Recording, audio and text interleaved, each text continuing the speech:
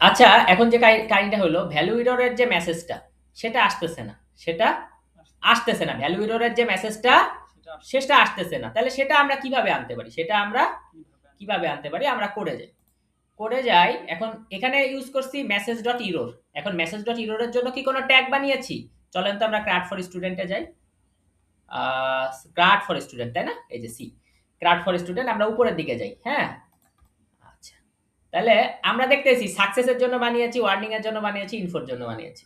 তাহলে মেসেজে ইররের জন্য আমরা কি করি নাই, কিছু বানাই, ট্যাগ বানাই। তাহলে আমি লিখলাম curly bracket double percentage ELIF elif SMS dot text. দেখেন উপরেরটাই দেখে দেখে লিখতেছি। চাইলে কপিও করতে পারতাম, কিন্তু তা না করে উপরেরটা দেখে দেখে লিখতেছি যাতে প্র্যাকটিস হয়ে যায়। ইকুয়াল টু কি করব ভাই, কোটেশন দেব, যেহেতু ইরর বানান ঠিক করে লিখতে হবে, ERROR।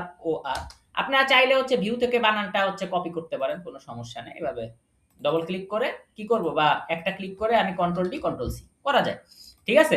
করে আমি এই ইররটাকে এখানে কন্ট্রোল ডি কন্ট্রোল ভি দিয়ে দিব, তো হয়ে যাবে। তো এখন আমার যে কাজটা, আমি একটি ডিপ নেব, ডিপ নিয়ে আমি ডবল কার্লিতে দেব SMS।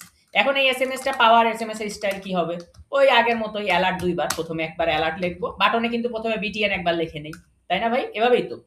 তো তারপরে অ্যালার্ট অ্যালার্ট ইরর। ইরর নামে কোনো কিছু নাই, ইরর নামে কোনো কিছু নাই। তাহলে ইরর না দিয়ে আমরা ডিলিট করলে যেরকম একটা ডেঞ্জারাস কালার দেয়, আমরা দিলাম ডেঞ্জার, ঠিক আছে? আর ফন্টটাকে আমি বললাম যে ভাই হালকা একটু বোল্ডার।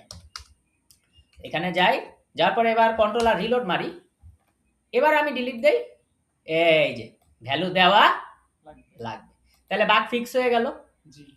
হ্যাঁ, আচ্ছা, তাহলে bug fix for value error পরের ভিডিওতে দেখা হচ্ছে।